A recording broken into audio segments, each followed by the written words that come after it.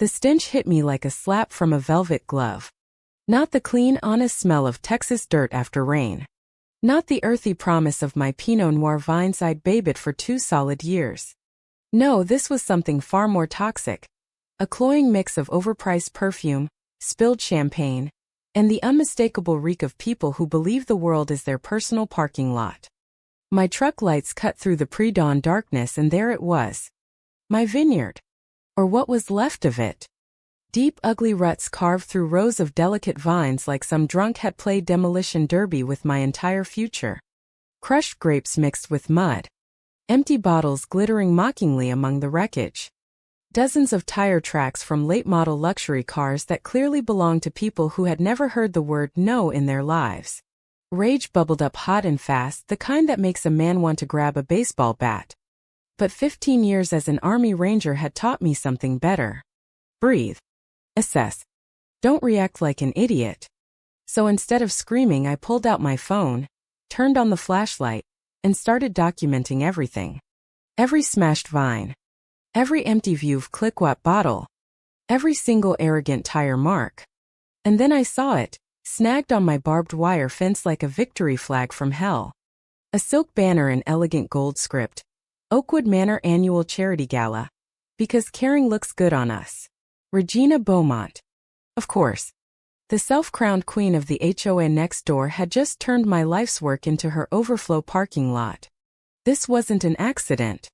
This was a message from the pearl-clutching tyrant who'd been trying to run me off my land since the day she moved in. I didn't storm over to her McMansion. The old Tyler would have. The young hothead who left for the army thinking glory was waiting. But the man who came back from multiple tours knew better. Loud men lose. Quiet, patient men win wars. This was war now. She just didn't know the rules had changed.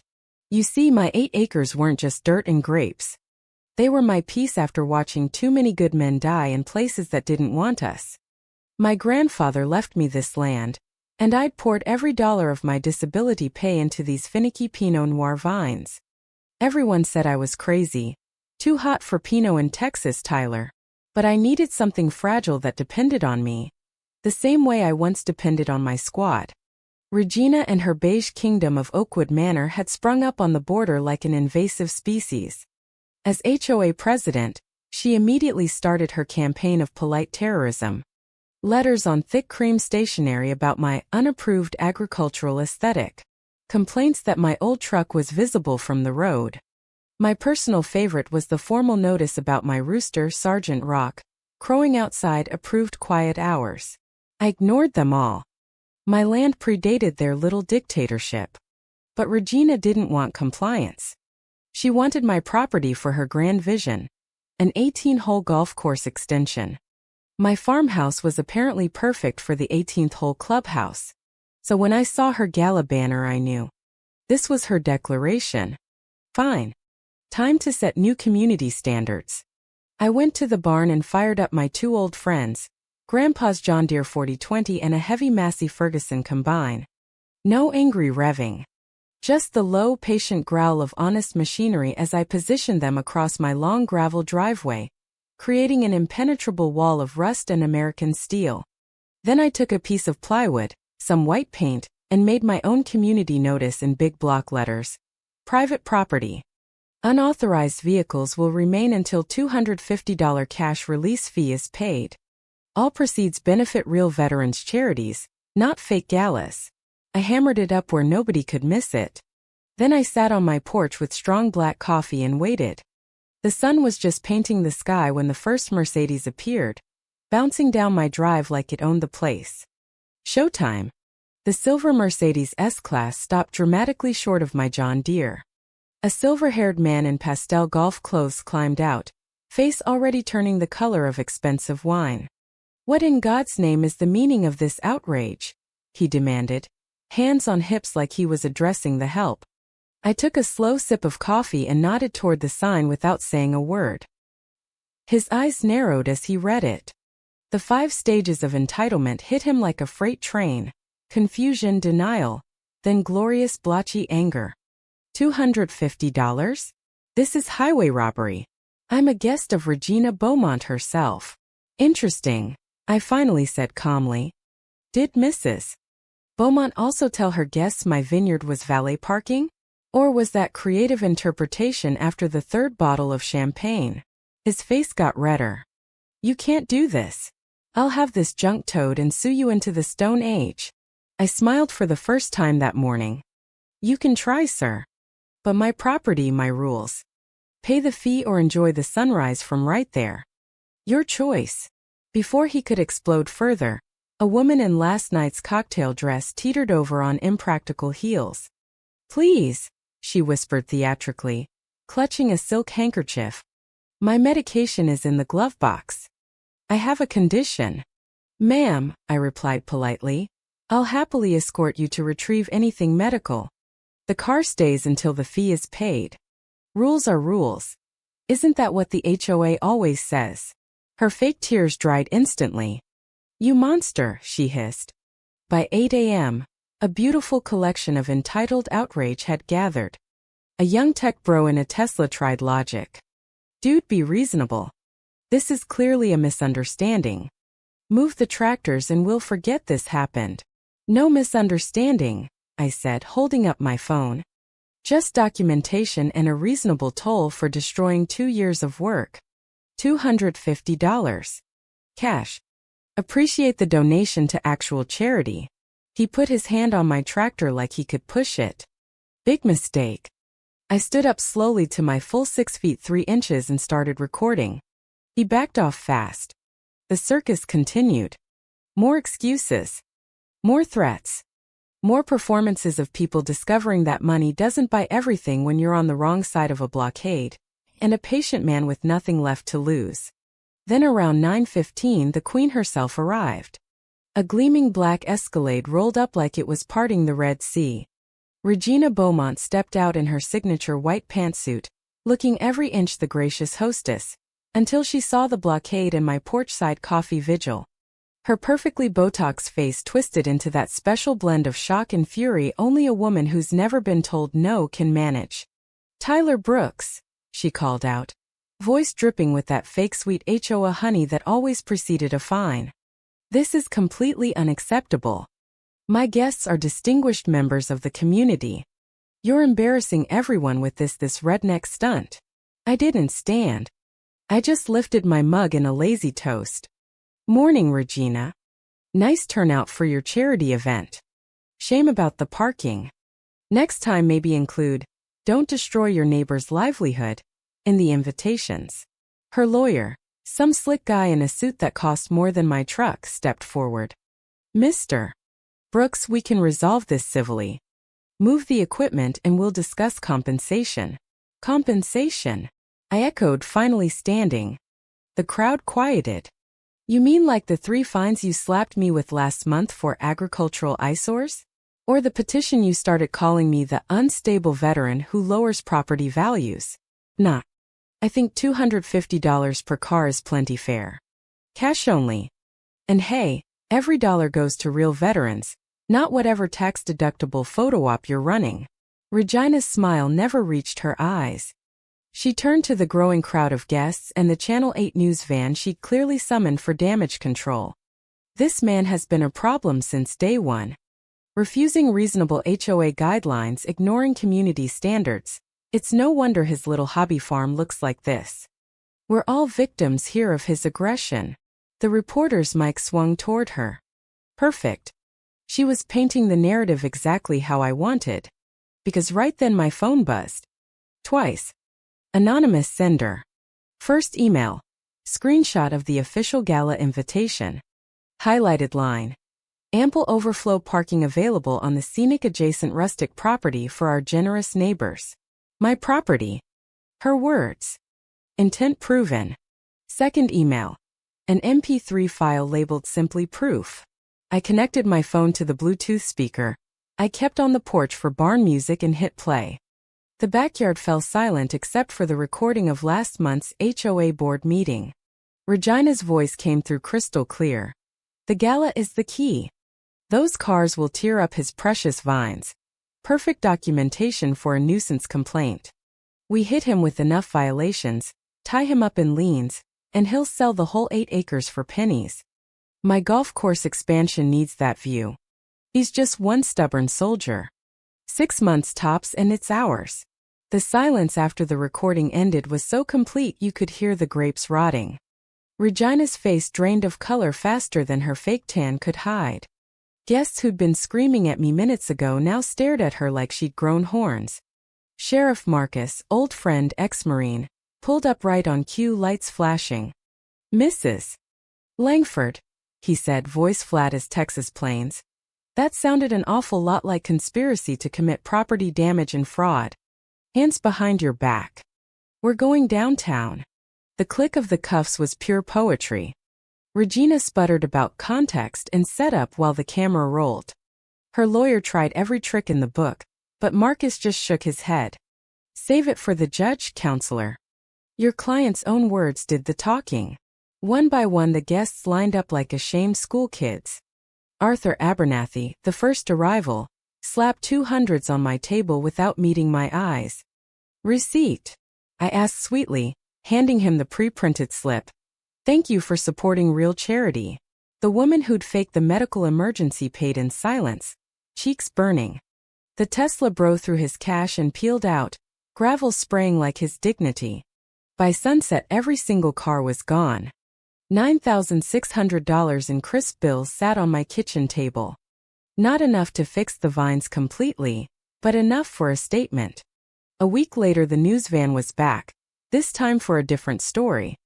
I stood at the gate with 2 reps from the Texas Veterans Transition Fund and held up a giant check. This money came from people who thought rules didn't apply to them, I told the camera. Seemed only right it goes to the men and women who spent their lives defending the ones that do.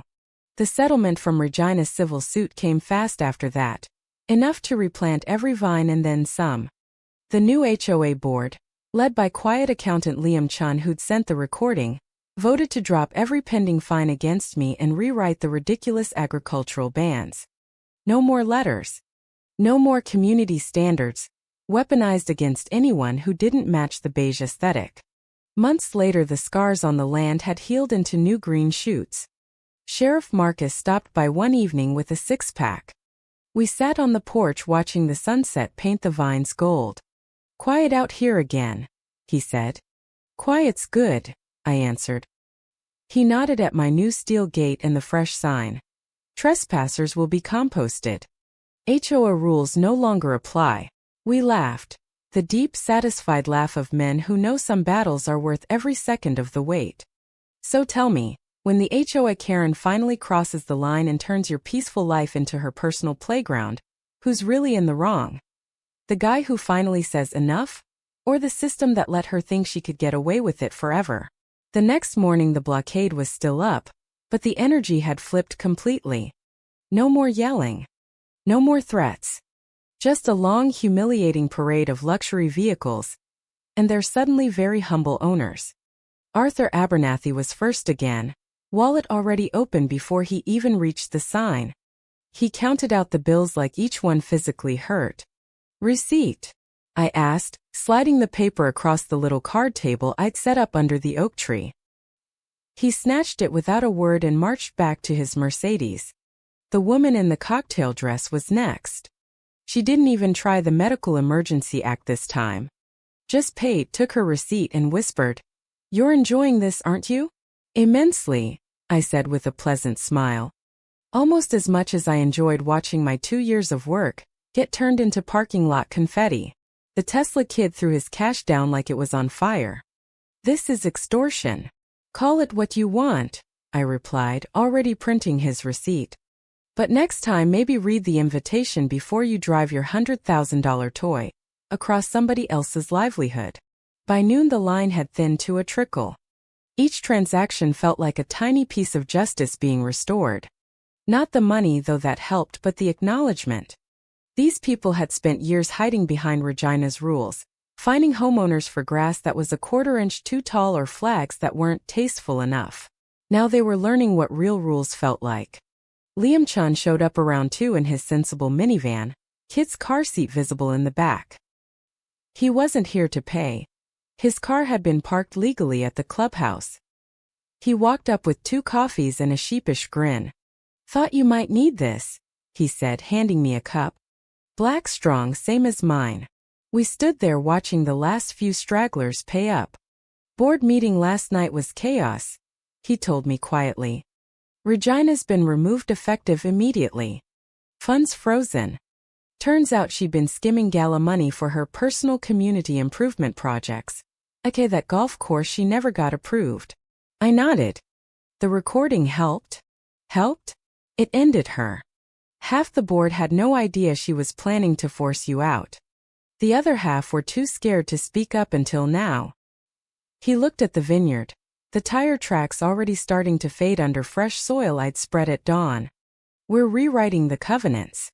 No more weaponized fines. And thank you. A lot of us bought houses here wanting a real neighborhood. Not a dictatorship in pastel cardigans." We shook hands. Not friends yet, but neighbors. Real ones. That night the cash pile on my kitchen table hit $9,600.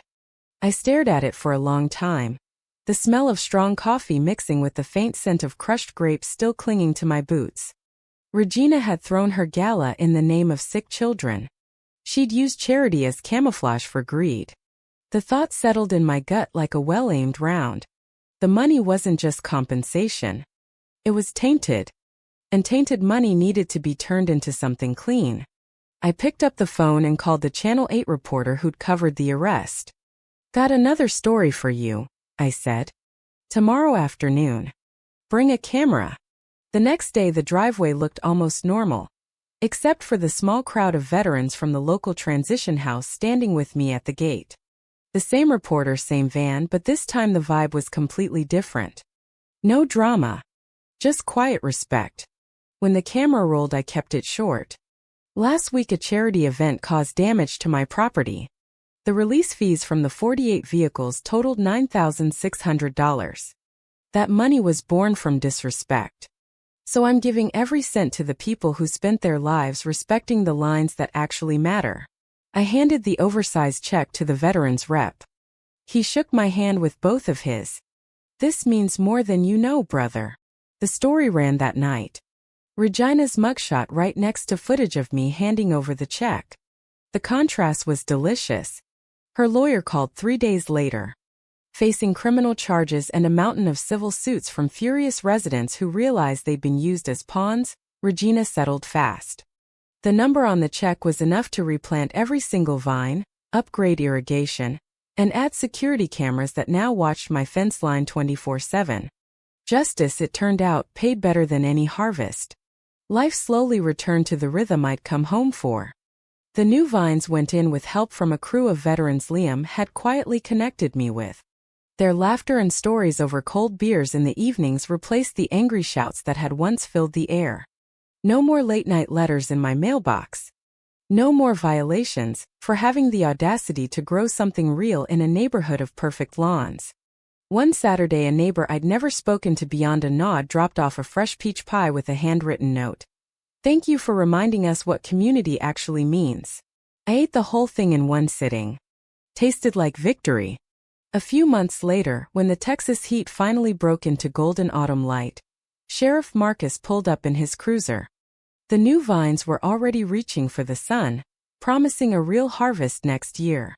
We sat on the porch, the same one where I'd waited out the storm, and cracked open a couple of cold ones. "Quiet out here these days," he said, watching the sunset paint the rose red and orange. "Quiet's good," I answered. He chuckled at the new gate I'd installed. Heavy steel with a custom sign I'd had made at the feed store. "Trespassers will be composted. HOA rules no longer apply. Simple. Direct. Effective." Marcus shook his head, grinning. "You're not messing around, are you?" "Never again." We sat until the stars came out, bright and sharp against the vast Texas sky. I'd come back from war looking for peace. What I found instead was a different kind of fight, one fought with patience instead of bullets, with paperwork instead of artillery, and one not by being the loudest voice but by refusing to let entitled people rewrite the rules to suit themselves. The vines grew stronger every day. The neighborhood changed too. Liam's new board actually listened. Families started planting their own little gardens without fear of fines. Someone even put up a flagpole, tasteful of course but real. The beige empire was cracking, and in its place something better was growing. Actual neighbors who respected boundaries because they'd finally seen what happened when someone pushed too far. And every time I walked those rows, checking new growth on the Pinot vines, I thought about Regina sitting in whatever cushy house arrest situation her lawyers had negotiated. I wondered if she ever looked out her window and realized the view she tried to steal now belonged to a man who'd simply refused to give it up. Some people learn the hard way that the quietest man on the block is often the most dangerous, not because he'll scream or threaten but because he'll wait. He'll document. He'll build his own rules. And when the moment comes, he'll make sure the entire world hears exactly who broke them first. So here's the question I leave you with, the one that still keeps me up some nights staring at those perfect new vines. When a homeowner association turns into a personal kingdom, and the queen decides your piece of earth would look better as her 18th hole, who's really the villain?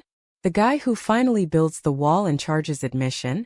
Or the system, and the smiling Karen at its center, that spent years telling everyone the wall was never supposed to exist in the first place? Let me know in the comments. Because next time it might be your garden under those tires. And trust me, you'll want to be ready.